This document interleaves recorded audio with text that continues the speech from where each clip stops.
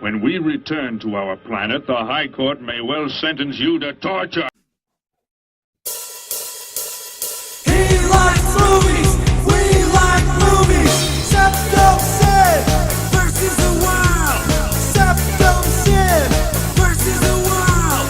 SeptumSin versus the world. SeptumSin versus the world. I'd buy that for $1.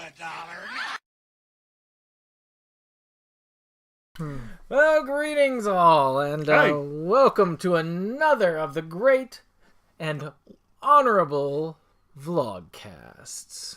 Indeed. Of course, we're well into the Halloween season, all the ghosts and ghoulies in the neighborhood coming to haunt you and haunt your families. Mm-hmm. And we're, of course, being haunted by the mysterious and evil Dr. Streaming. Or as he liked to call himself, Captain Streaming, for Halloween. Is that what he wanted to do? Yes, that's what he wants to do. But this week he actually came up with something good. I mean, as it is Friday currently. He came up with Cockerumbo. Fast. As you and we both watched Cockerumbo. Oh yeah, and that's I think it's actually pretty good. Yeah. And we're going to be trying to attempt one more top 15 before the month is out when it comes towards Halloween time. And I'm looking at the idea of doing a top 15 pieces of media that we actually had that either scared us or unnerved us. Scare being the higher up. The more it unnerved and scared us, the higher up I think it should be on the ladder. Now we could cheat on it a little bit, do something that bothered us as a kid, but that would be a lot more stuff. Possibly, I can't think of much. Well, you see, and that's the thing. I think that's going to make this actually a special list, is because we're going to have to distill it to the fine points. So just think of stuff that, think of stuff that's like unnerved you, if anything. But not necessarily in a gore sense, because that'd be too easy, I think. Well, yeah. So, okay, yeah. It'll be worth. That's the reason why we're going to think about this sort of list. Think. Yes. I mean, I can tell you right now. I mean, some of them, like Paranormal Activity, would be a good one to put on the list. Yeah. Well, you don't want to tip your hand too much, or they won't watch. Yeah, that's true. That's just a sneak peek of what people are going to actually come up with this week. But I think I've talked enough for the moment. What have you been up to this last couple weeks? Well, it has been a couple weeks because of our last top 15 list, which is awesome, so you should watch it. But, it's kind of the usual. I have actually gotten a lot of viewing in. I've been trying to write, and I've gotten a little bit of that in. So very little reading over this period, but I have gotten some of that too. So it's been a little bit of varied stuff. But so should we start with just the stuff that you've watched, read? Okay. I mean, not watching. I should say watching. Started watching, reading, viewing, whatever. So we'll do this started. Today I started reading Lois Lowry's Gathering Blue, which is the second book in the Giver Quartet. I have read a few chapters, and so far it's pretty good. I'm enjoying it. I'm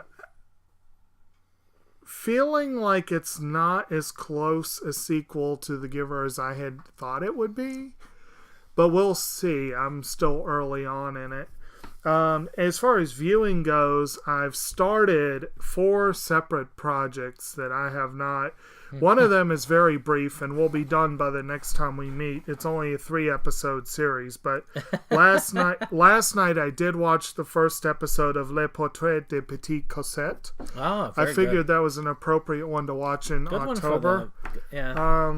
And I've started Friends Season 9, CSI Season 3, and probably the most notable one that I've started this week that I found the first 3 episodes to be quite intriguing, very pretty series.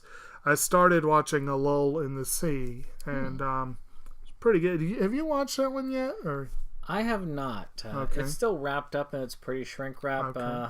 I'll admit I'm going to be taking probably some time and focusing on horror over this month. So I'll probably take some horror stuff and do it.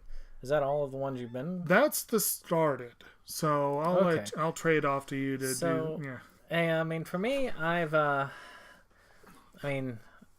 as far as stuff, my intent is to go and try and finally watch all of those Amityville movies I've been collecting. And maybe if I can finish them before the end of the month, I will do an Amityville horror movie collection video where I will show all of the various Amityville films that I do have in my collection with a little bit of a comment. It might be late. I am working my way still through Silent Hill 2. And I am almost done. I'm in the hotel. That's the last part of the game. I'm going to actually, one thing I haven't played before in Silent Hill 2 I'll be playing, which was the extra, because it was an Xbox exclusive for the extra that they had. And so now I'm going to run through that so I can see it. And then hopefully get started on Silent Hill 3. Of course, I continue to watch Skip Beat, but I'm almost caught up. Almost. I think I'm on volume 38 or 39 right now. So I'm moving. You're almost caught up. Futurama. Still plugging away at that. Yeah. And I hope that when I'm done, I will bring it forward on my pickup video so you can see. I have some stuff to say about the set. I started finally reading Batman Nightfall. Oh, have you never read it before? I have never read it before. I read the issue where the obvious happened. Oh, yeah. And I used to have the issue, I think it was Detective Comics or Batman 500, I can't remember which one, where Azrael came back and beat Bane. Oh, I can't remember which. It had like a nice foil embossed cover and stuff like that. I think it was Batman, but I can't remember. But I have the entire series now on my Kindle. So the entire Nightfall series, obviously.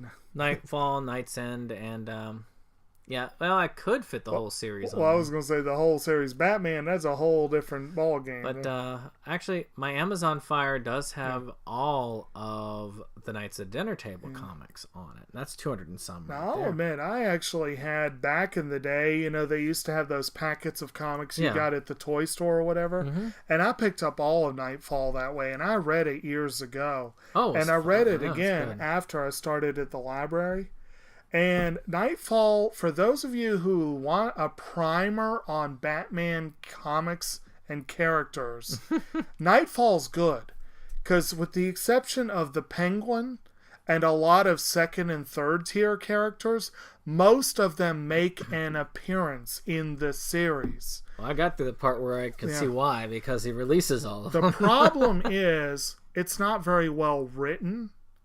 It really is. I've read several Batman storylines, and Nightfall is not very well written, but it's a good basic primer on the characters, especially Bane, because he's the big guy. I can see, at least from what I've read so far, that Christopher Nolan, of course, he made a lot of changes, but he did read Nightfall, because he did at least understand the source material for it.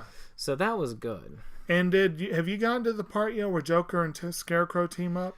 I have not. I'm still waiting to see that in a movie. I'm not going to spoil anything too big for you, except to say that they make the worst and best duo ever, because they complement each other so well, and yet they hate each other in that storyline. They're at each other's throats constantly and working together at the same time. I want to see that in a movie. I think that would be a lot of fun. But, yeah. At least you can see right there. Yeah. I've got the, that's volume 1. I've got the Death and Life of Superman books on there, too. But I've read those. Yeah. Me and my wife started Blue Planet 2 on 4K.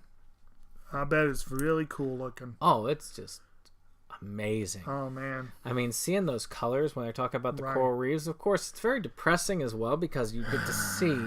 Yeah. It's just, it is just something there. But I don't know. Then, of course, I've been playing Skyrim. I also have started up Worst Witch Season 2. I figured it was it was the right holiday for it, and it is a very fun series. I still tell people, check it out. Check out the original movie. You want to see where Harry Potter came from? That's where Harry Potter came from. So, I guess we'll go on to what we finished. Well, I'll go. I didn't really do my ongoing, but there wasn't much. I watched a couple more episodes of Cat's Eye. I've been moving at a snail's pace with that one. And I got a couple more episodes in of Key and Peele. And reading. I read a couple issues of Spider-Man, with Miles Morales as the central character, and I got introduced to a character I'd never heard of before who looks like a fun character. Bombshell is kind of a fun little character, and I continue to say Kamala Khan is one of the all-time great characters. And I like how the story arc also, he picks up a nemesis in the form of Black Cat and Hammerhead, and that's kind of a random assortment of. That was kind of fun. And I have picked up and continued on with my reading of One Piece. I finally completed Baroque Works. Yay! And I've started the Skypiea arc. I'm right. They are just about to make it to Sky Island. That's as far as I've gotten so far. But you'll pass me yet. And I have gotten introduced to several characters that I knew by name but had not yet seen in the manga. Whitebeard, Doflamingo, was it Don Quixote, Doflamingo? He had a nasty introduction. Yeah. And there were a couple others too. But yeah, so I got the basic intro of a lot of these characters. I still have yet to see a single dang frame, an anime or manga with Boa Hancock. I don't remember how long I gotta wait for that, and I've got a long ways before Brooke shows up in the manga. He was my favorite one in the anime, but we'll see. So that was the ongoing. So all right, now we'll just go back and forth with our watched, okay, read or whatever. You have a little bit more than I do, but I'll go ahead and start us off. Okay. I finished Disenchanted. Oh, really? Which is why I started Worst Witch. I only have time for one Netflix series at a time. Okay. So I didn't realize it was that short, but I guess it is. I mean, most Netflix series aren't that big. I think it was like 10 or 12 episodes, and it ended on a nice little cliffhanger. I mean, they're hoping to get a second season. Obviously, it was a fun series. I don't know if I'd watch it again. Maybe in the future, if it comes out on DVD or something, I might get it. It worked out okay. I feel like they've done better, especially when I'm watching Futurama right now. I'm looking at this and saying, this isn't Futurama. Okay. It's sort of got the, I'd say, not recent Simpsons, but Simpsons as it was starting to go downhill, I'd say, quality-wise. So not quite bad, but not wonderful either. Okay. The one thing I'm going to say, it's actually a trio of things. I've got a video that's been filmed. I want to do some editing on it, and it's got finding time to coordinate with him to do that. It's kind of tricky, but I do want to do video reviews for each item that I'm watching in my Criterion collection. And I led off with the film The Lure, which we've already talked about a bunch on this channel. And Movies Galore. In Movies Galore. So we got an actual product review for you. But as part of it, I am watching all the bonus features on these items. That's impressive. The Lure does not have a huge amount of bonus features, but it does have 3 programs that I'm going to mention here. One of them is a documentary called Off the Hook. They actually talk with the director, the sound producer, the composer and lyricist of the songs, who the sisters are also part of the basis for the film, the writer, the actresses who play Golden and Silver. They get a lot of really good interviews, and it was a very well done documentary that added a lot of appreciation for the film. And it's the kind of thing you expect to see as a bare minimum on a Criterion release. And then this is completely off on left field, but the director had done 2 previous student films, both of them short films. One is a documentary called Viva Maria, and it follows an aging opera star who, while she is teaching an up-and-coming opera star. And I'll be honest, it's a boring documentary. But if you're really into opera, it will give you a little bit of insight into the behind the scenes. And it was worth watching. And it was interesting seeing this director trying a different type of film. And the other one was called Aria Diva. And it's about a young, bored housewife with twin children whose husband is...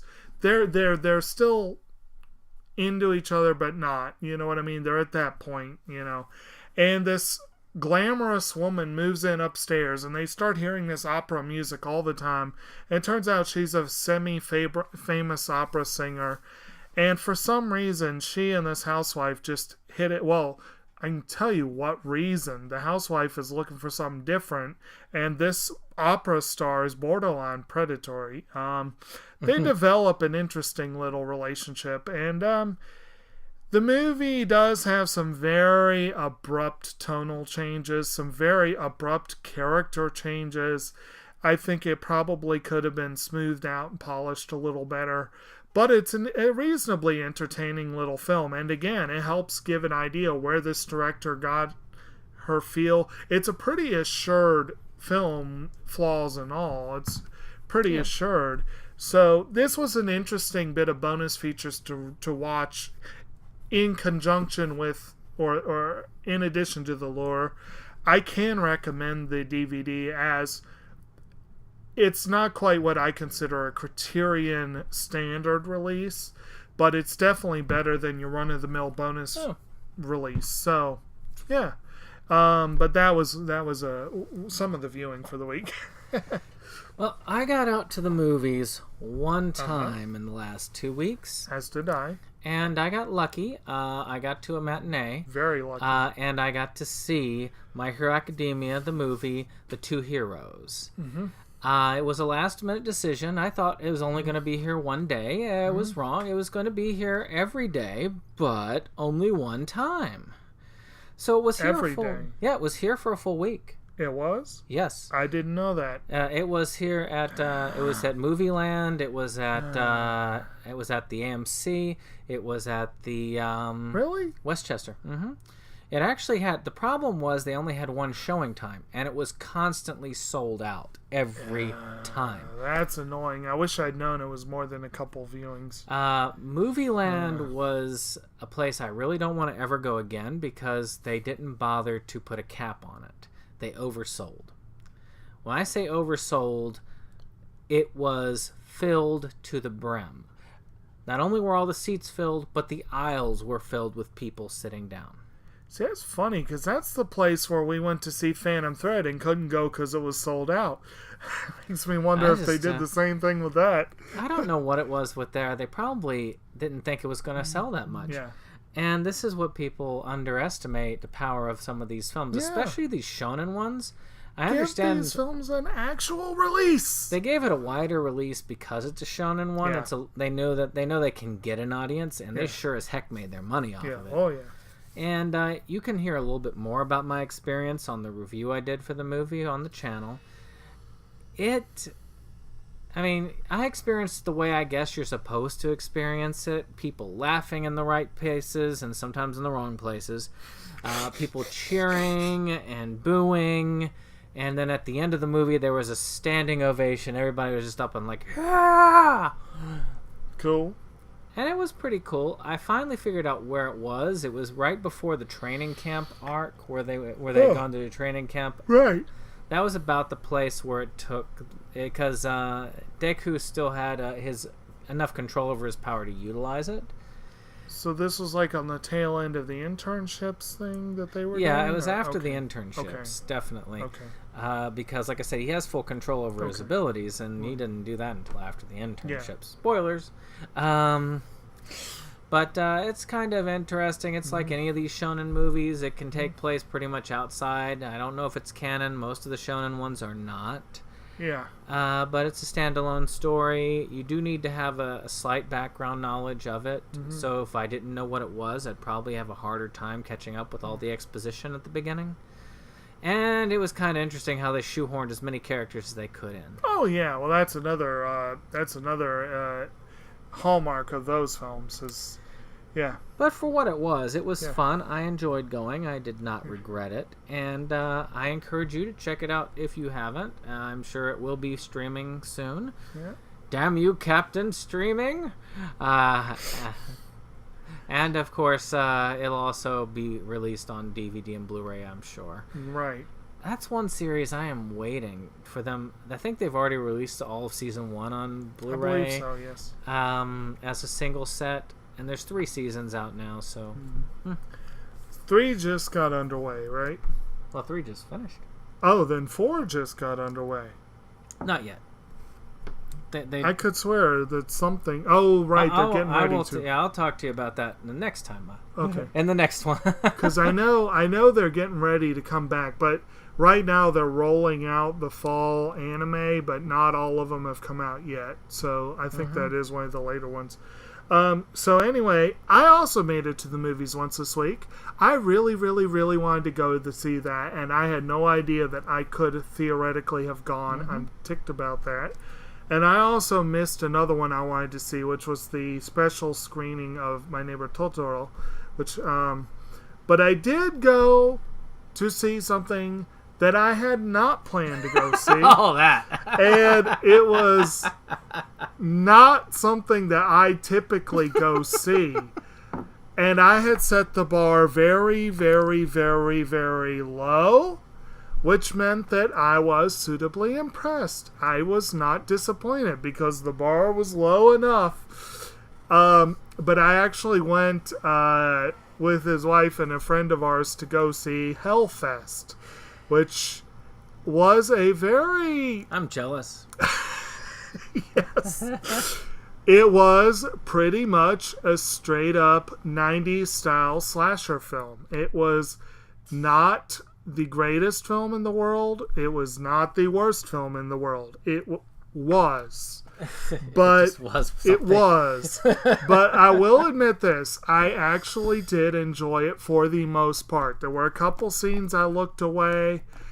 A couple of the characters were a little annoying, but not too bad for the most part. A couple parts were actually pretty fun. And I liked the twist at the end, even though it didn't really necessarily have to be there or whatever. It just was like a nice little, well, that happened. But talking about issues with movie theaters, we actually went to see it at the theater where I had worked at one point. And it's been under new ownership for a while. And the only recent viewing I've gone to see there was Perfect Blue. And Perfect Blue, the biggest issue I had was I was right in front of the screen. But this one, I don't know what it was. The friend that went with us complained about a smell, so maybe there was a smell and that's why they had these going. But they had 2 ginormous fans blowing the entire damn movie. And in horror movies, sound is a critical element in the film. You know, not as bad as it was with A Quiet Place. But in general, with horror films, you've got to know background noise if you want to get the full experience. So those fans really, really ratcheted down the experience of watching this in the theater. Yeah. That was annoying. But overall, if you're into slasher films or stupid, cheesy horror, you'll probably enjoy Hellfest. It's not bad, but don't go at it expecting high art. But it was infinitely better. I'll go ahead and throw this out there. Another one that I think you also saw this last week. Our last Movies Galore discussion. The Italian film Boy Omega. I talked about that the last. I've said Vlogcast. all I need to say about that. If you tune in to our Inside Movies Galore, we had a shockingly lively discussion about this particular one. It went longer than I thought it was going to. Well, but you had several people who really loved it. Oh, on you this did. show. You And, did. I think he was right in the middle. Me and Dean both were on the other side of the scale. But yeah. some of the people, It was okay.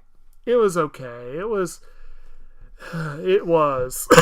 But it's that idea that when you go for it is, are you watching gore for the sake of gore, Right. or does it have a place? Right. And that's where this film really tested that. But Yeah. I thought it was entertaining because you should watch the discussion. I talk Right. about how a story that I had at the end where I saw a pornography that was directed by the same director, because that's also what he's known for, horror movies and porn. And he was an unusually prolific director. Well, he did a lot of porn. A lot of porn. Up to the year he died. Yes. What did I say? He had like 10 films that came out the year he died? Something like that? He may not know art, but he knows what he likes. He has a good work ethic. Let's put it that way. On a less an artsy note, I did finish up the season 3 of My Hero Academia, which finished up about a week or two ago. Are you already getting into finished stuff?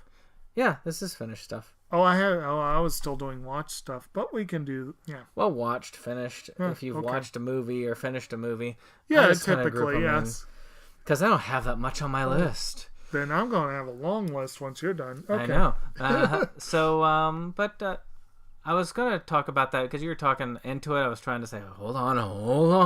Oh, sorry. And, but yeah, because they just wrapped up season 3, which you were talking about the big 3. Well, they introduced them in the last 2 episodes of the season. Okay. And so you got to see the guy from the mascot of Fallout. It is Fallout Boy, isn't it? Beat the crap out of a whole bunch of them. When you talked about last time, I had seen like a glimpse because all you saw was his face pop up. But it was interesting. It was the last episode really was to set up season 4. And I am curious. I'm looking forward to it. I'm enjoying it. I just don't have time for the manga. I mean, I could. I've got Crunchyroll. I'm sure that the manga's on Crunchyroll. It's called a library. I mean, I've had my hands full with reading Nightfall and Skip Beat. Right. And then I plan on getting into K-On! To reread all of that because I've read all of the regular novels. I used to own them, now I re-own them. But I haven't read the college years, and I hadn't read the continuation story that follows the people left behind by the main 3 or 4. Don't they call that one Kale in high school? Well, I've got them right here. I can take a look. Matter of fact, I will tell you what. I will talk about that after you get your next one. Okay. So, if you watched our pickups this week, you'll hear my take on the next one. I did watch the film Mary and Max. Really lovely little animated film from Australia. It stars Toni Collette and Philip Seymour Hoffman as 2 very dissimilar individuals who share a feeling of loneliness and being out of place in the world, and they become pen pals, and it's just a really delightful film, very strange, very odd, but very highly acclaimed animated feature, and for good reason. So like I said, I go into a little more detail on that on the pickups, so I'll leave it at that for now. You got your stuff here? And since you've got a lot more than I do, I'll just go over this real quick for mine, and then I'll hit my other 2 watched as we move. But yeah, K-On! Was, of course, a graphic novel originally, which is the omake style. It's a 4-koma, isn't it? Which is... 4-koma. Yeah. As you can see. And it had by Kakifly, which had 4 volumes. And then, gosh, when you're wearing contact lenses, everything looks freaking huge. because when you wear glasses, Right. it shrinks it down so that you can actually see it. And then Right. contact lenses, they're right up against your eyes. Right. So I'm looking at it, it's like, oh my god, they're giant. Yeah. But then, of course, you got the continuation where you've got the leftovers, I guess. Azunian, Ue, and the other one. And the Keon High School. Yeah. And then, of course, when they went to college, which is the Keon College. I need to read all those. Which is kind of cool, though. I mean, I am looking forward to it. It's my next project after Skip Beat. And I'm getting there. 41 volumes. And I am 38. I'm in 38. So, not many left. I really wish they had continued with K-On! And done those 2 extra 39. I'm in 39. It would have been really nice if they'd had a series for college and a series for high school. They may still. You They never may, know. they may still. And I am still looking forward to getting that awesome looking Sentai set. Another watch this week was I rewatched Darkest Hour. I finally watched my copy of it. I was very annoyed to find out the Blu-ray case is broken, but whatever. But If I had some extras, I'd love that is an excellent film. I know we've already talked about it at length on this channel, so I'll leave it at that. But glad to get that knocked out of the way. Yeah, but that's the thing. You can actually repair a lot of these cases. Yeah. I mean, I've got a ton I've already of lost the Blu-ray. pieces. of DVD cases. I probably should have tried gluing And, it, but I do have. I used to have a whole bunch of Blu-ray cases as well, but I used them all. Because when I went to the Blockbusters when they were going out, they had those crap cases. They'd use DVDs, but they kept the original artwork, so you could transplant them to make them look like. And again, it's just about rescuing them. Sometimes you can rebuild. rebuild, yes. Rebuild him, make him stronger. Yes. Reborn. So one of the things, I don't know what. Oh, when I was watching the Blue Planet 2, I just got this itch to go back and watch an Australian animated film that I used to love the series when I was a child. It was the original film was Dot and Keto, which was about this little girl named Dot, Australian girl, and she got shrunk down and she was in the world of bugs. Okay. But the one that I wanted to see because of this, and it's on YouTube, which is kind of cool, is Dot and the Whale. Okay. And I think you would like this.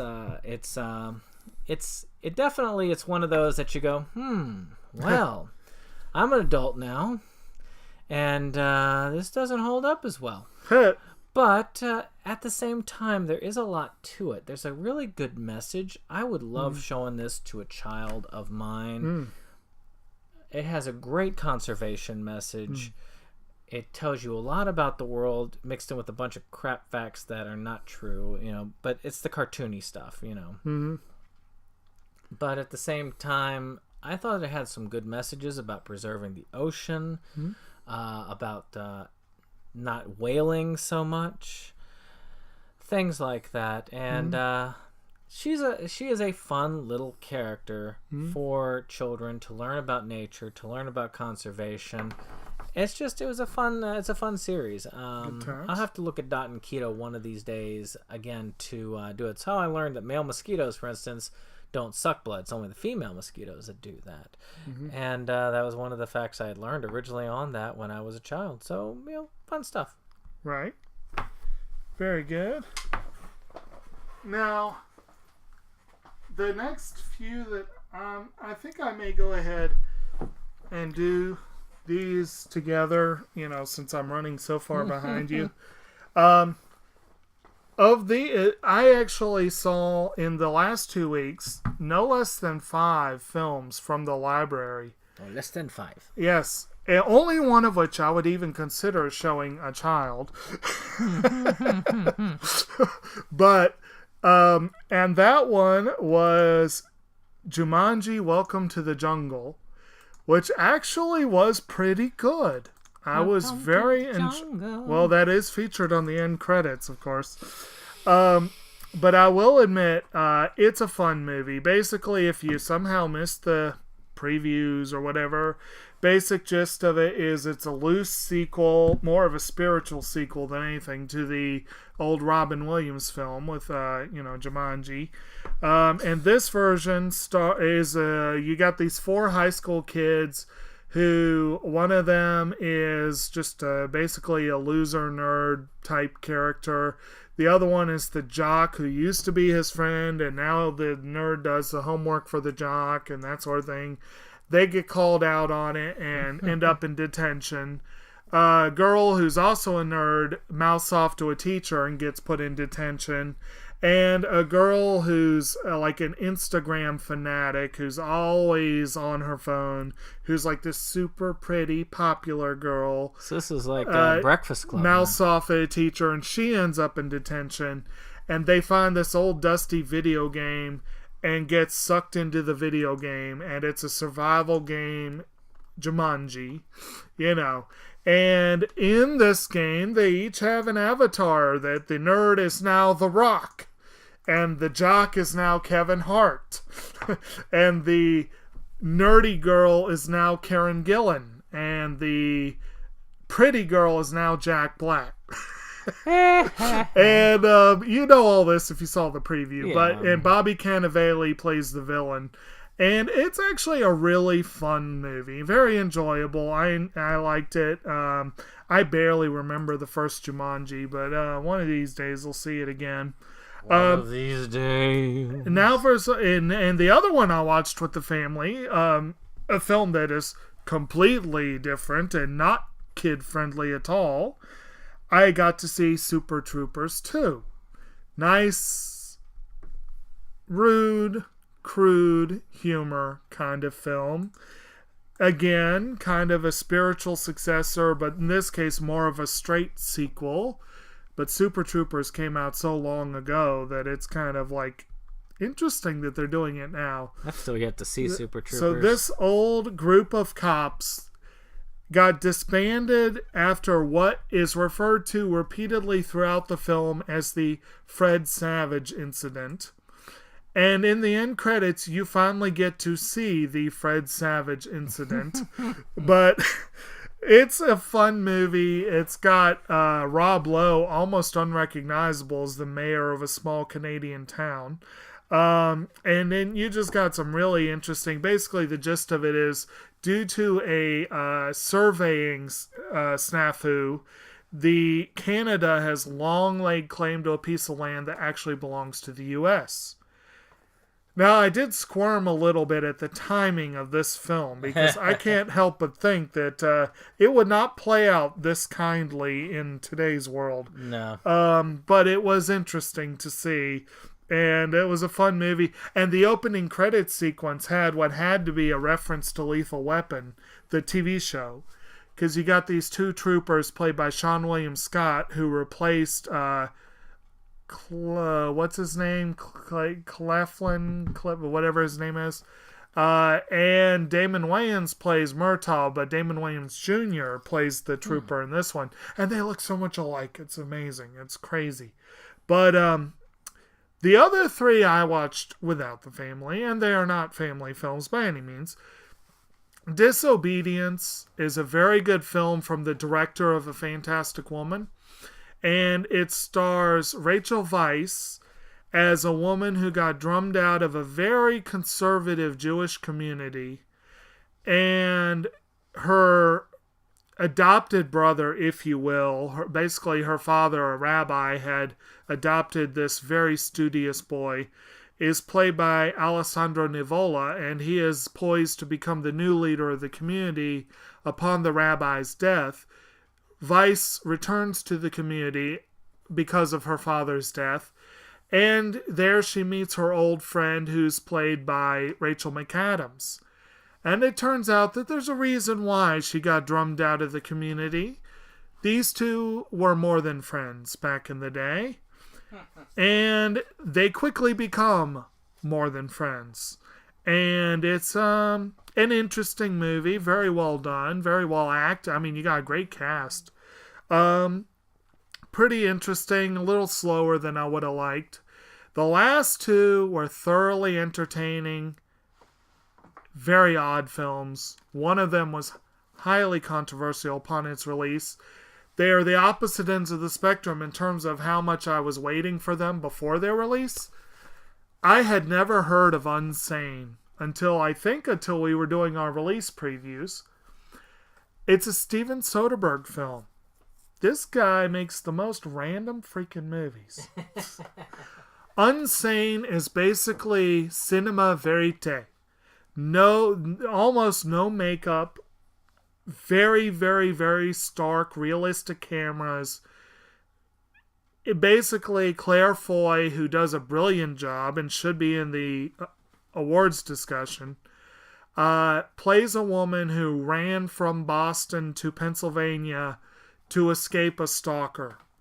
But it's not explicitly stated in the film until you see her one night on her computer looking for a stalker survivor support group. And then you're like, oh my, isn't that something?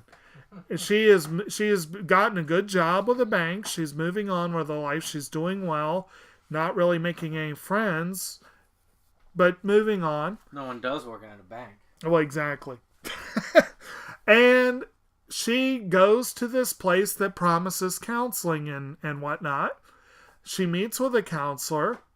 The counselor goes through her little list of boxes to, but meanwhile, Foy, her character, feels like someone is listening to me.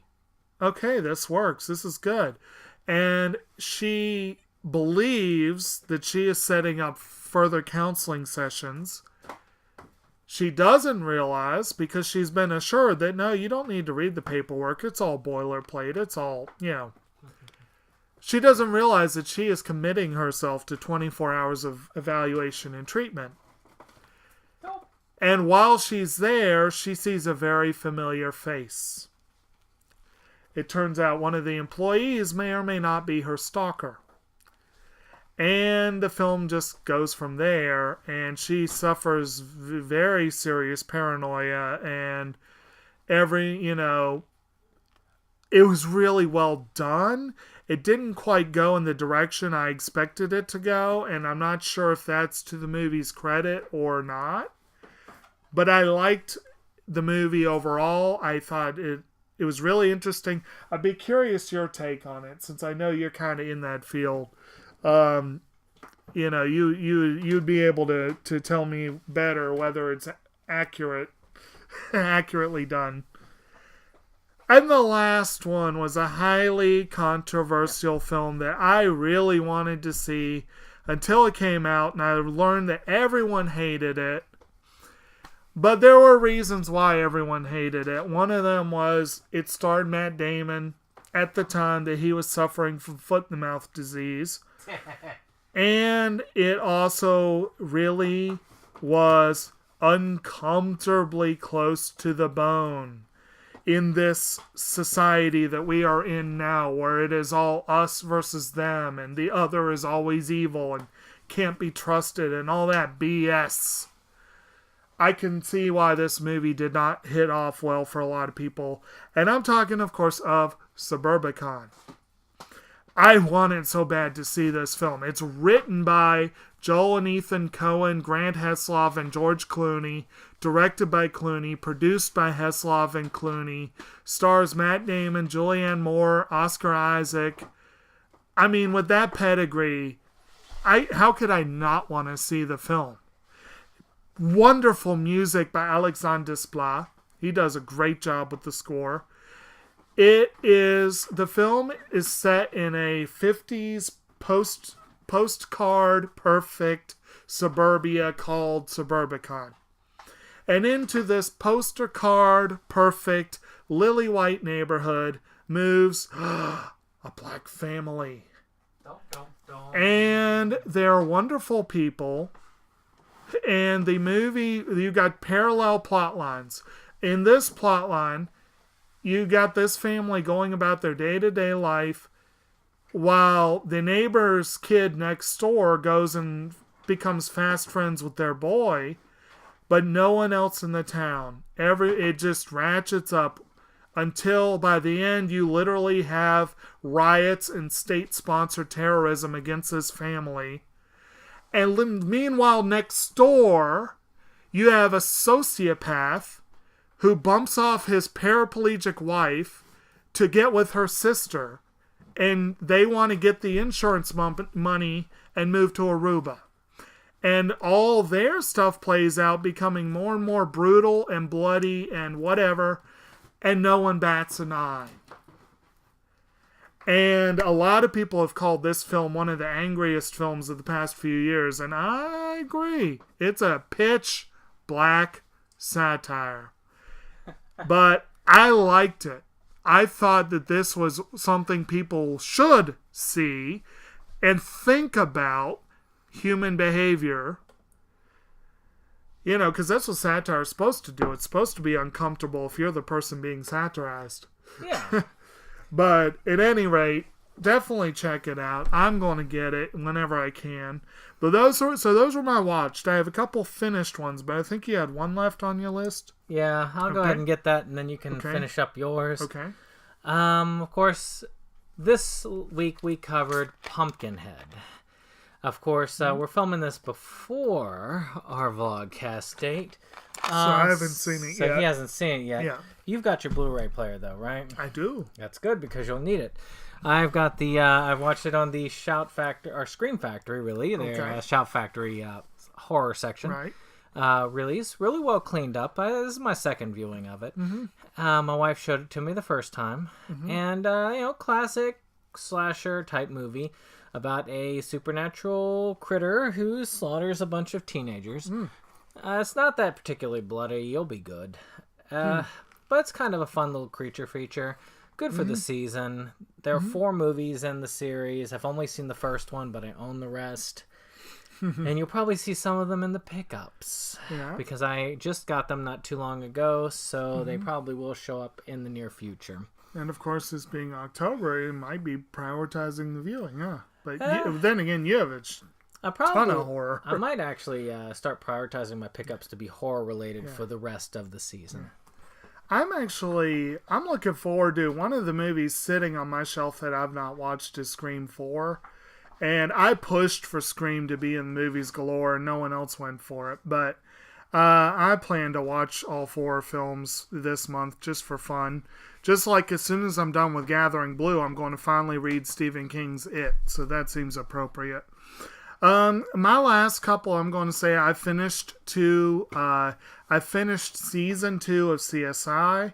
I'm not going to go into too much detail except to note that if I'm not much mistaken in my recollection, I think season 2 was the one that introduced the character played by, if you watched our death notices this week, Scott Wilson passed.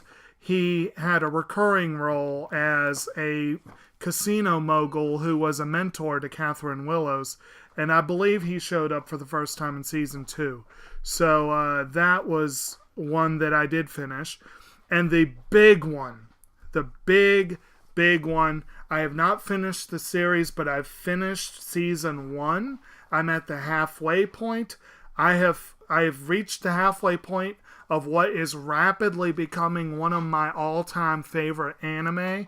I did finish season 1 of Chihaya Furu, and it is flippin' awesome. The show centers on Chihaya Ayase, who is a high school student who's the younger sister of a increasingly well-known model, and she's one of those characters who they start and end the season with people commenting on, oh my God, she's so beautiful. I hear her sister's a model, whatever. It's so lovely. You know, despite the fact that she's wearing track sweats underneath her school uniform. And she puts up the Karuta thing and she starts talking Karuta and they're like, oh, right, that's what everyone says. She's beautiful until she opens her mouth. Because she is a complete and total Karuta nerd. And if you don't know Karuta, you're probably not alone. It's a Japanese card game that uses, I can't remember the collection of poems. It's like the Hissien, I can't remember the name, but it's 100 classic Japanese poems. that are printed on these cards. And it's sort of like a combination of, there's a little bit of memory involved, like, you know, the game memory, but on a much higher level.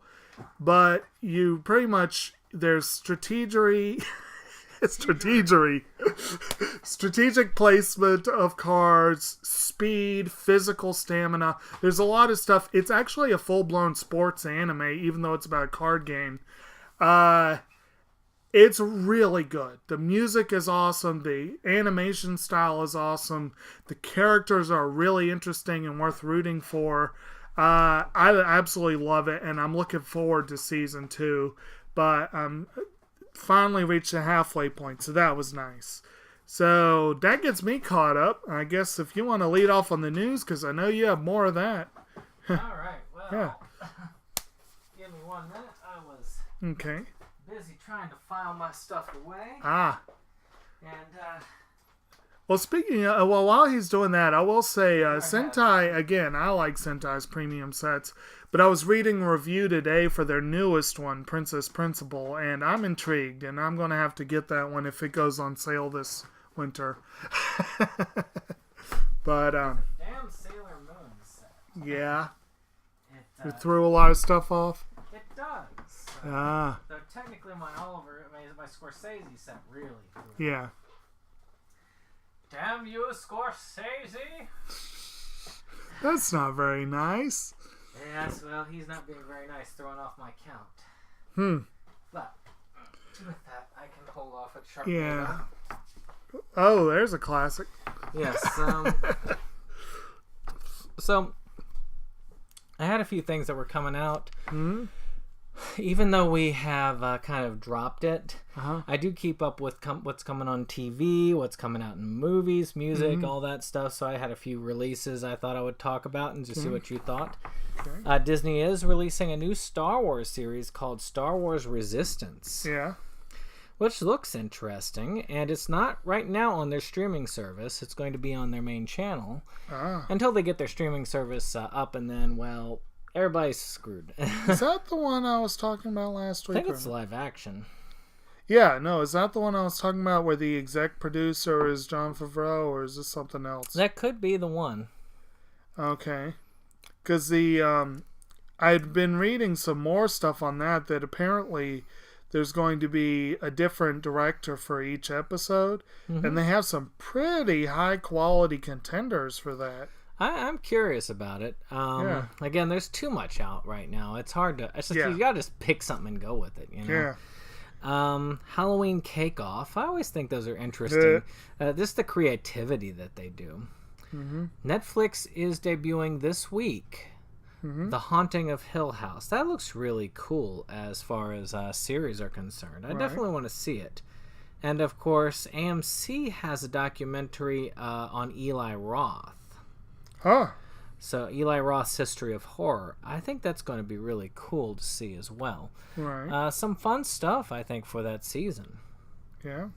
As far as video games, Luigi's Mansion is releasing for the 3DS. So those of you who loved Luigi's Mansion on the original GameCube, you can get on the 3DS and do multiplayer Luigi's Mansion. Great time of year to bust some ghosts. As the cool Ghostbuster goes at it. Also, Lego DC Villains is coming out. I know you'll be interested in that. Right. Of course. And of course, Lego DC Villains is coming out on all systems, including the Switch. But one that's not coming out on the Switch is Soul Calibur 6, which I know you're interested in that. I am interested. I like Soul Calibur. It's what I've seen of it so far looks really good. I'm probably going to wait until they get like a release that's got everything on it. And I'll probably wait until the new systems come out. It is on the tail end of that. But still, looks interesting. I really love the Soul Calibur games. 5 kind of strayed from the beaten path, went in a weird direction, but all of the Soul Calibur games. I mean, in Roanoke, when I used to go to college, shows you how old I am, we used to have tournaments where we would play Soul Blade, which is the original PlayStation 1 game. It was the first one in the series. And we had two people there who loved to get us to play it so that they could kick our butts at it. But a lot of us caught up by the second game, and I even played the first game on a Dreamcast. So it was a fun series, well worth checking out. And of course, one that I will be getting, and I've had pre-ordered forever, is Dark Souls is coming to the Switch this week. Finally, the remastered Dark Souls has been out for all the other systems for a long time, and the Switch finally has it. So I will probably finally play more than just a few minutes of Dark Souls. It's one of those where you have to, die like a million times and spend 1,000 hours on the first, basic character to get through, but eventually you get good, noob. Some movies coming out. I know you know more about these than I do. Venom and A Star is Born, which have a weird link to each other. Yeah. You've heard the story on that, right? Probably not. But... Okay. So, the people who like Venom are accusing Lady Gaga for creating a bunch of fake reviews for Venom in order to try and funnel people over to A Star is Born. And the fans of A Star is Born and Lady Gaga are accusing the Venom people of creating bad reviews for A Star is Born to funnel people over to Venom. So there's one thing that most of these fan groups do not seem to take into account. Where is the parallel between the fans that would go and see A Star is Born and Venom? Hey, I was tempted to see both. But yes, in general, from what I've heard, from what I've seen of the trailers, yeah, there's very little overlap. The people that would go see Venom on their own volition, having seen those underwhelming trailers, are probably not the people that would appreciate A Star is Born, and vice versa.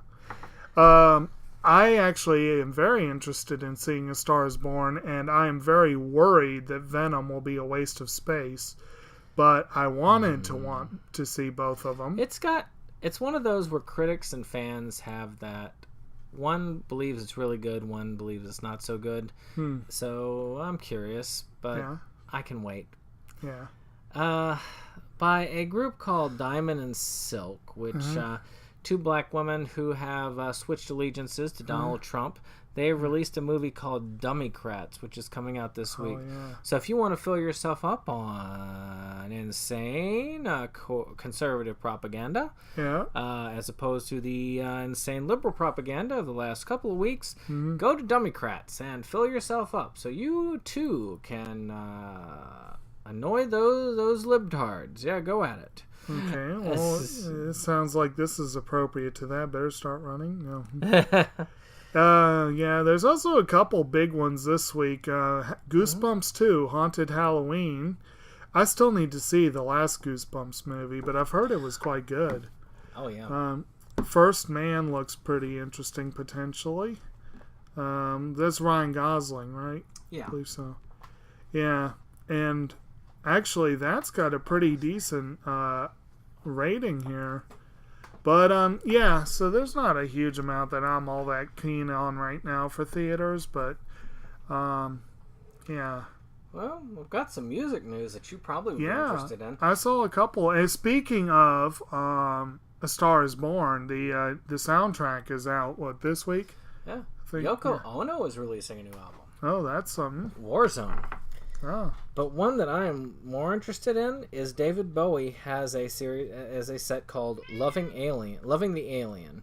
It's an 11 CD set, which has all of his best work on it, and that is a variety of work for the man. He was a very all over the place entertainer. He was indeed. You have to really like a lot of different styles to like Bowie. Yeah. Bowie's the kind of person you could love one album to death and hate the rest. It's just how he was. I mean, so it's a really cool looking set if you take a look at it. And I do have to be honest. I've never been a particularly big Bowie fan. Oh, love me some Ziggy Stardust. He has had some really good stuff. I do love Under Pressure, but that, of course, had Queen helping out. There's a new album by St. Vincent. Okay, that's this week. Okay, that I'm looking forward to. St. Vincent's pretty cool. And I noticed there's also a new one by Echo and the Bunnyman, so that could be kind of fun. And yeah, so there's some interesting stuff there. Jeez, Khalees. So, some cool stuff on the book releases as well. Yeah. Tokyo Ghoul has a full-on 14-volume set coming out. Okay. And in time for Halloween as well, Boogie Pop Phantom has a 3-omnibus collection. Oh, wow. So, again, some cool stuff to stock yourself up on that horror reading. Yeah, yeah. I think it's going to be really cool. I actually have a lot of high hopes. But I guess now we can get into the news. Right. Do you have some stuff for us? Are you still yeah. looking for stuff in the releases? Oh, I was just double checking the releases. Oh, yeah, I didn't really see. This isn't the manga one, obviously, so it's not. That takes a lot to sift. Yeah. But at any rate, yeah, I've got a little bit of release news. I just got to bring that up real quick. News. Well, we'll talk release news first. I did not write down all the titles. I don't know if you took note of them either. Yeah. But as I said earlier in this release we've, there is a new anime season getting underway. Mm-hmm. And as per usual, at the start of anime season, a lot of distributors will come out with some of the stuff they've already licensed, sight unseen. Duck season, rabbit season. Yeah, sometimes they do that. Sentai has already announced about 5 titles that they're putting out based on this season. And one of those caught my attention. One of the highest talked about shows of the fall season that I actually really do want to see is a Yuri romance series called Bloom Into You. And I do think it's cool that Sentai's already got that one snagged. So even if I don't end up going with Crunchyroll, I know I will get the opportunity to see it eventually. So that's good. Well, I don't have a lot of release news, so if you got other things for releases, go ahead. I think the only other release one I have is that Viz has confirmed starting in spring they will be releasing Boruto on home media. Yeah, well, so it is coming close for Naruto is finally Shippuden is finally ending its run. Yep. It is 500 episodes, so we still got a couple more volumes left, but it will be running out. So it's time to start your Boruto collection. Well, it will be soon. So I've got some information. Just as usual, I just pick out some stuff. I've got news about Telltale Games. From those of you who really love your adventure games, such as... Sorry, I had to remove a cat. Such as The Walking Dead. The games that have been very popular. So... some interesting things about that.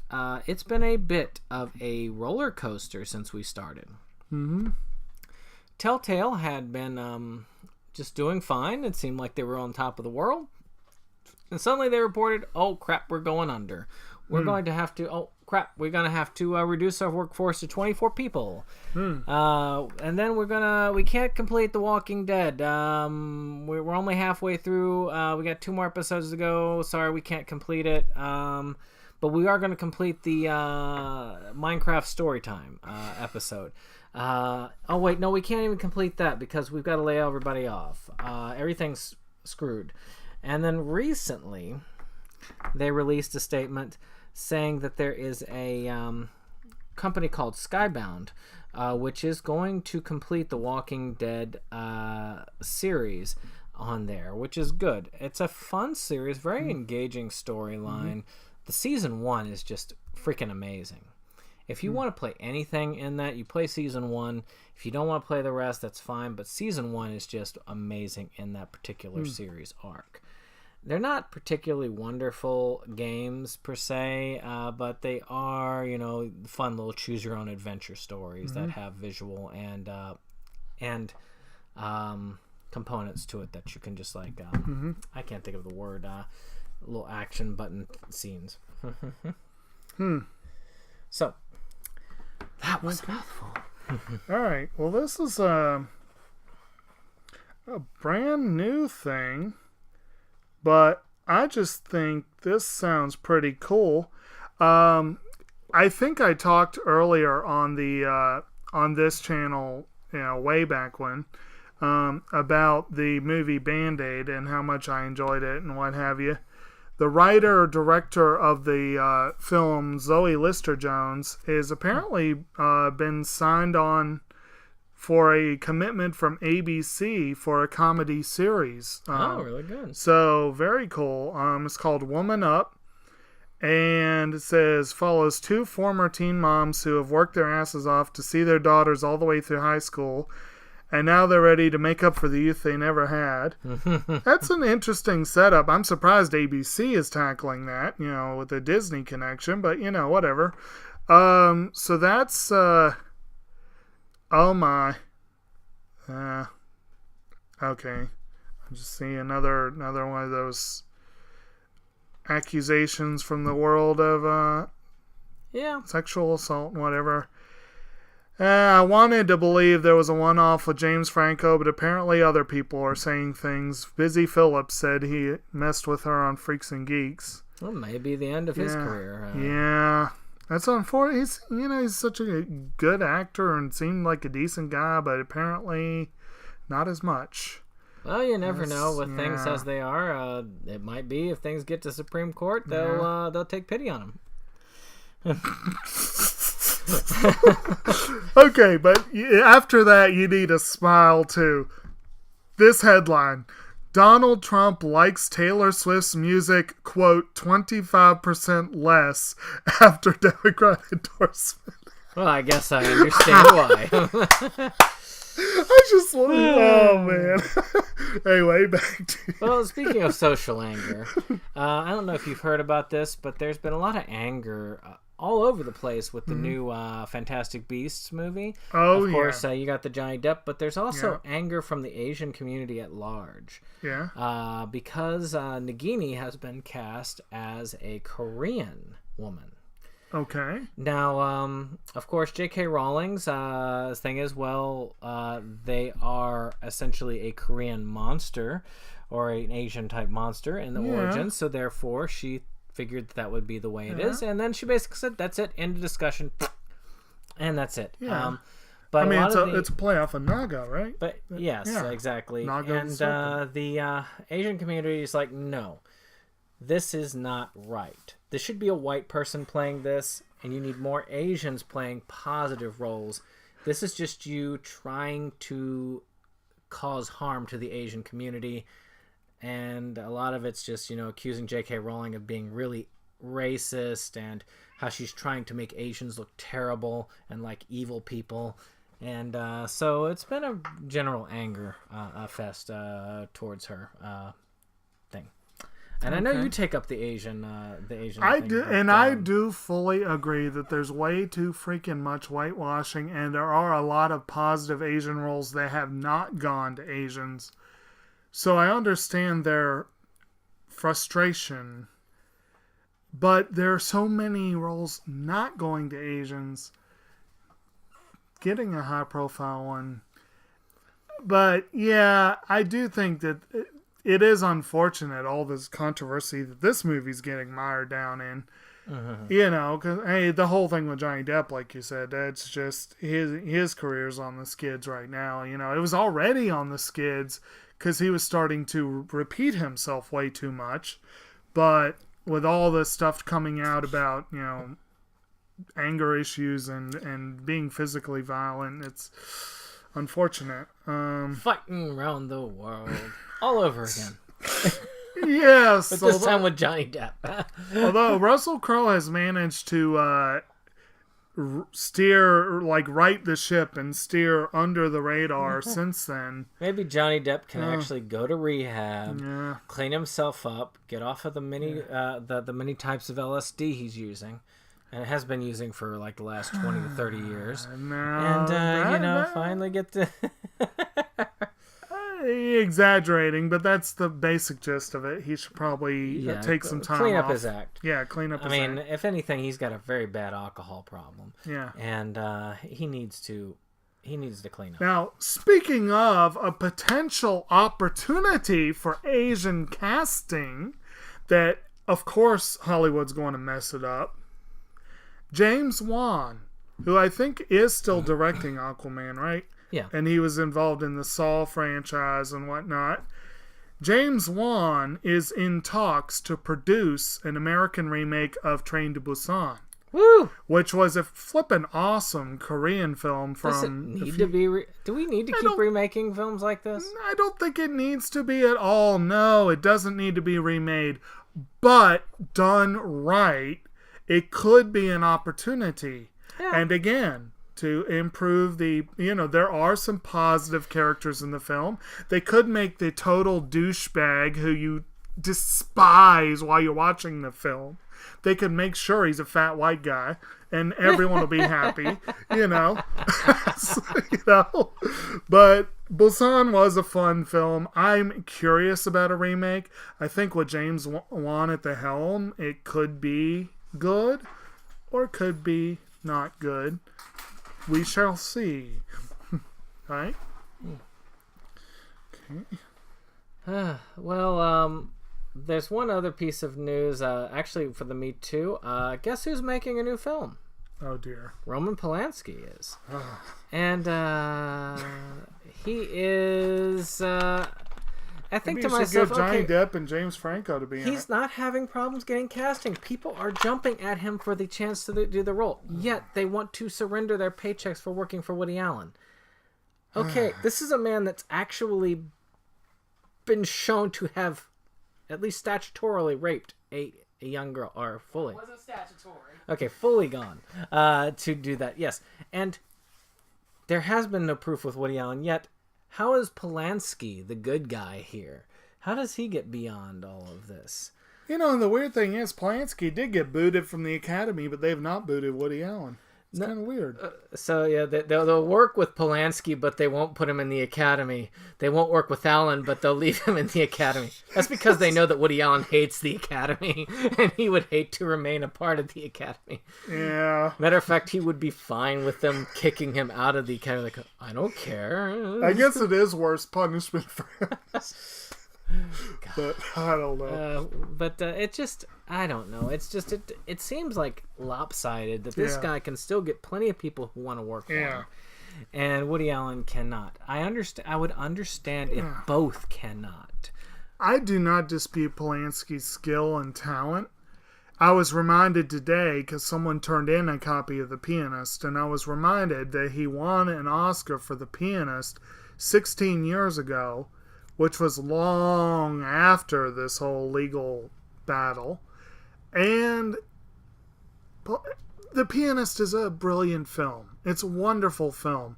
But it cannot escape the fact that it was made by Polanski. And he should not have... Whatever you think about the film itself, and I agree, Adrian Brody probably deserved that Oscar. He was awesome in the film. Polanski should not have won an Oscar with things as they were. Shouldn't have even been nominated with things as they were. So well, it's just my message to those people. Yeah. If you would have not gone to Woody Allen to do your role, if you would have returned your paycheck, then don't work with Polanski. Yeah. You're a hypocrite. Yeah, pretty much. But But back to the subject of surprising and unusual remakes. The French have a film opening soon that's a remake of City Hunter.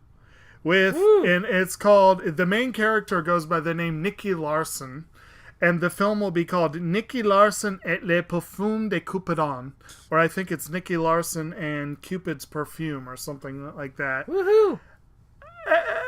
From what I understand, that character is not exactly a paragon of moral virtue when it comes to respecting women. Yeah. But the idea of a French take on that particular series amuses me.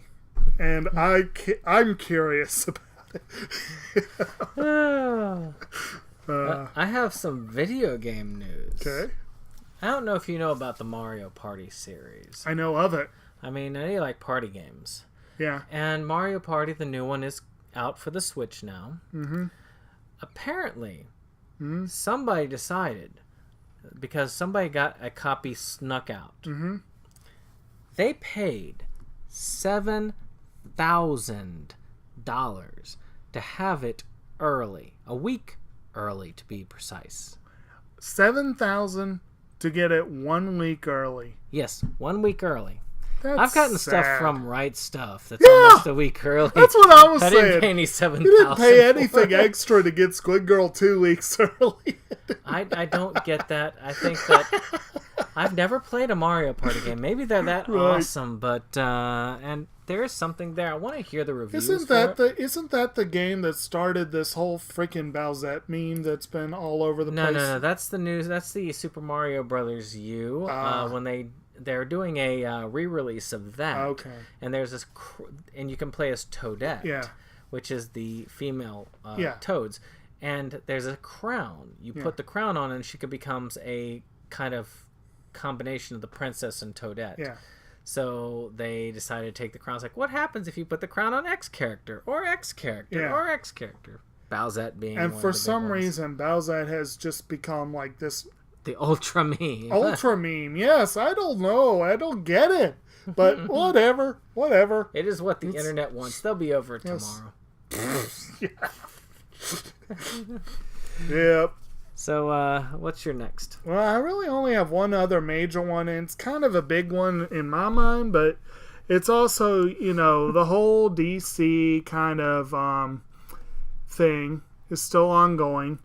I still am cautiously optimistic about Birds of Prey, even though it's looking more and more like it will have little to do with the actual Birds of Prey setup, because it focuses on Harley Quinn, which makes no sense. But what we do know about it, and the other part that makes no sense, is that so far I've heard no mention of a Barbara Gordon either as Batgirl or Oracle. There's a hint that one of the other Batgirls will be in there as a child, but without Batgirl or Oracle at the center, how can you call it Birds of Prey? Doesn't make any sense to me. Yeah. And also, I am deeply, deeply disappointed that with Birds of Prey movie starring Harley Quinn, no mention's been made of Poison Ivy. I'm just, But what we have heard is that they have not only declared that they've got them, they've cast both Black Canary and Huntress, and they have declared that they are casting for Renee Montoya. So those are going to be some of your central characters. And the villain is likely to be the Black Mask, Roman Sionis, more than likely. Interesting. There has not been a live-action Black Mask. I don't think there's been a live-action Huntress except on Arrow. Yeah. So it'll be interesting to see them I'm curious. I'm very curious. I'm cautiously optimistic. I'm Curiouser still and hoping. Curiouser. Yes, curiouser and curiouser, no doubt about it. Well, I'm going to jump on that. Is that the last of what you've got? That's the last of what I wrote down. I've got a couple others I could talk on, but Margot Robbie, speaking of Harley Quinn, is in talks to play Barbie in the new Barbie movie. Yes. I thought that was just entertaining. And they're talking to Patty Jenkins to possibly direct. Oh, Could be interesting. I would watch it just because it sounds like it's going to be more of a parody than an actual serious Barbie movie. Yeah. I could keep thinking they need to play Barbie girl in the background at the beginning of the movie as The they're Russian introducing version. yes. No, they should play that at the end of the movie. Obviously. Oh, after she defects to Mother Russia? So what else you got for us? Well, like I said, read through some more. If I come up with anything else, I'll let you know. Okay, you've heard about Kanye, right? Well, yeah. And his SNL performance. No. Okay, first off, he wants to be called Ye from now on. And I think that he's going through another manic episode. Yeah. This guy needs to take his medication. Well, I had heard that most of the hip-hop community is very upset with him right now. You know why, right? Yeah. He was talking about, he wore his Trump hat, and he says, we need to get rid of the 13th Amendment. That's the amendment that barred slavery. And that we need to support Trump. And so, it's been pretty bad. Even his own fans are having a hard time supporting him. And, Snoop Dogg took to Twitter and called him an Uncle Tom. I mean, he is... But, I mean, what do you expect? I mean, some people said, like, isn't that being overused? Not when you're calling for the repeal of the 13th Amendment. I think that the term is apt for this particular case. This is literally saying, well, slavery is not so bad a thing. It wasn't that bad. Let's repeal the amendment that repealed slavery. Oh my gosh. I don't think that they will actually repeal the 13th Amendment, at least not until after this election. I mean, you got to have some very good security to be doing something like that. And they're not quite that secure in their power, just quite yet. At least, and he's trying to gangle for another meeting with Trump. But my goodness, the man is is really. Those two should not be allowed in the same hemisphere as one another. I've got plenty more. I've got like 1, 2, 3, 4, 5 more stories. Well, this looks fun. There's a spin-off manga for Cromartie High that's going to be coming out soon. Cromartie High staff room. Nice. I had captured that myself, so that works well. I'm glad to see it coming back a little bit because it was fun. Cromartie High is fun. I really enjoyed the live action film. It was a very fun film. I had commented when I did my post on anime for people who might not want to watch anime. I called Cromartie High good, stupid fun for people that like. Basically, if you like Adult Swim, like C-Lab 2021, Venture Brothers, kind of stuff, you'd love Cromartie High. Cromartie High is a wonderful series. Yes. I enjoy it. I need to go back and rewatch it. It's just, what time do I have to rewatch things? Right. Though I am rewatching Reborn, so I guess I can't really say. Black Mirror.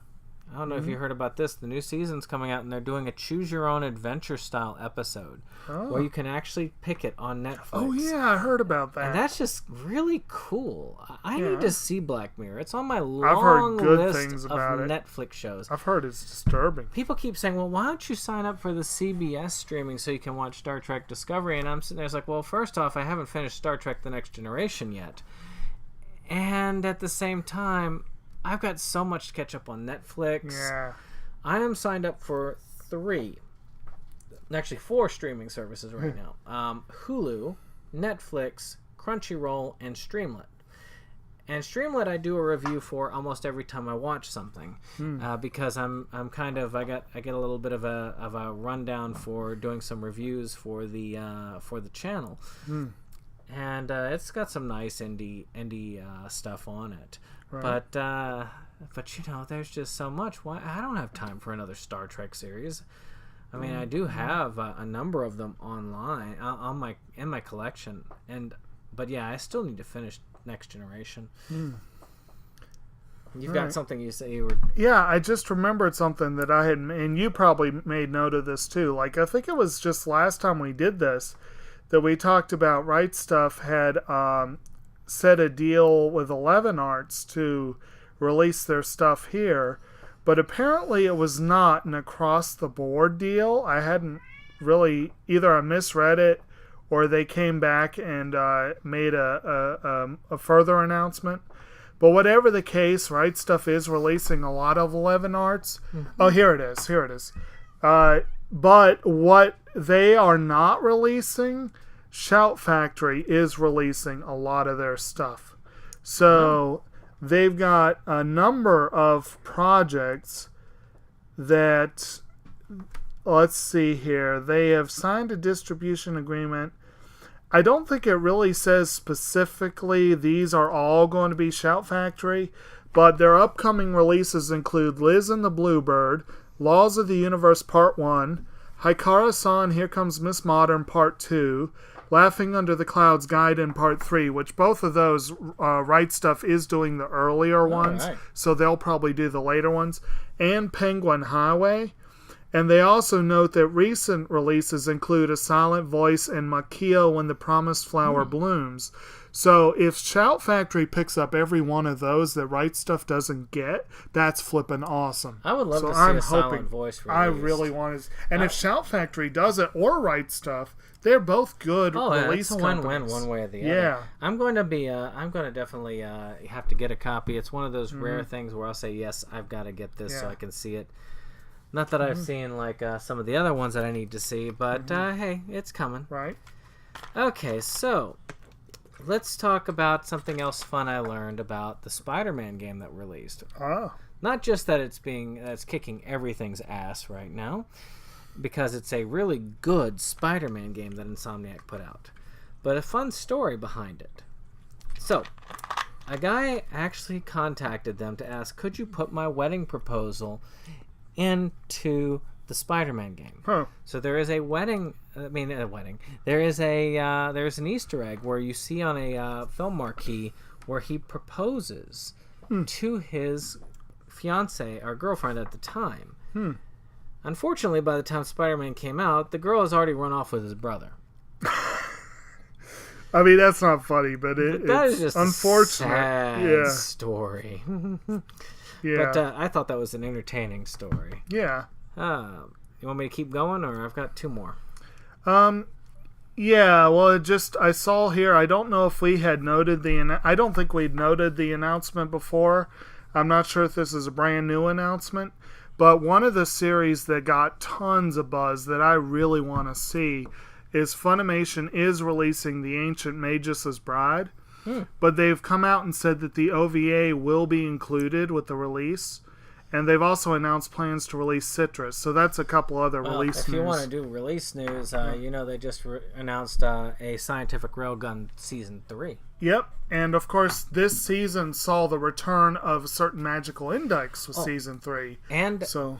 And Accelerator is getting his own series. So that franchise is blowing up after a few years of resting. It's coming back full force, obviously. My wallet. Yes. I really enjoyed Magical Index, and I've got all of that. I've got all of the still certain need to Scientific see. Railgun. I've seen all that. I have the Index movie, and I haven't even watched that. They're fun. Yeah. If you haven't seen it, you should check it out. Yeah. More on video games. Kingdom Hearts 3 is coming out eventually. And they are gearing up. If you have, you can already have gotten most of the games, or at least, and previews of what the stories were on, ones that couldn't be converted to PlayStation 3 or PlayStation 4 in the 2 collections, plus the 2.8 collection. But if you want to get all of it in one go, they are releasing a Kingdom Hearts Story Thus Far collection. Not only that, but for you Nintendo fans, it looks like they are trying to at least bring the original series and many of the games, classic games from the series, to the Switch. You may even get some of the DS games on the Switch in their original format because the Switch can adapt to the DS. Where the other systems cannot. So instead of story summaries, you may be able to get the full DS games. And of course, they may actually adapt the third game to Switch. Though with its reduced power, it's going to be hard to say.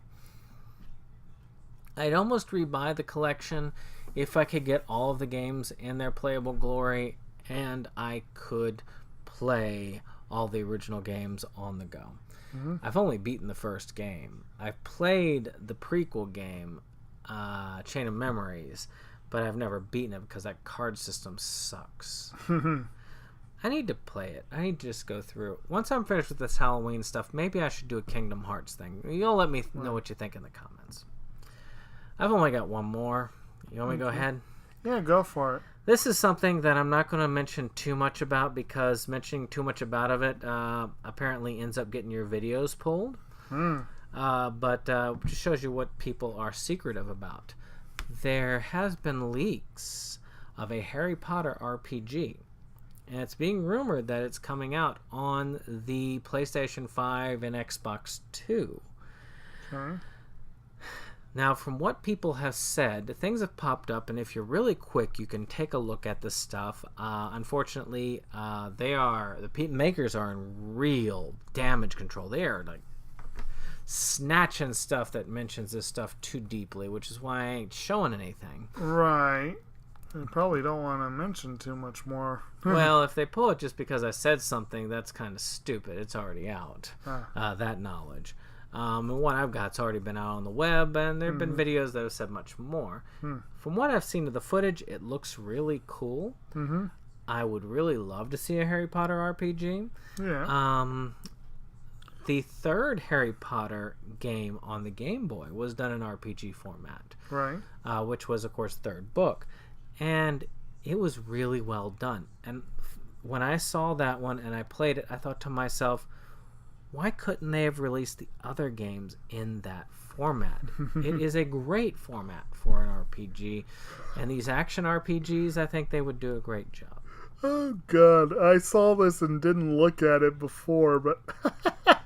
Did you know Dance Dance Revolution may have a Hollywood film in the works?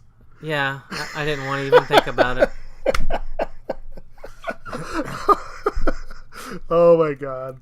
But well, I've got all of I've got. You Yeah, have anything else? I think we've that's got. It's yeah. about an hour and a half. I think we've done our due diligence. I mean, if you are still with us, we appreciate it. If not, hopefully you're enjoying your dreams. well, there's a reason why these last as long as they do. People Yeah. tend to not sit there with videos when they're over an Right. hour for a lot. But for some reason, for podcasts, an hour and a half, that's like normal. And this is actually a half hour shorter than our boy Omega cast on Movies Galore. But you know, podcasts still have some Well, following. 20 minutes shorter. And it's not so bad. I mean, again, it's great to be able to sit there, you listen to it. There's a reason why I said, we'll cut the video. Yeah.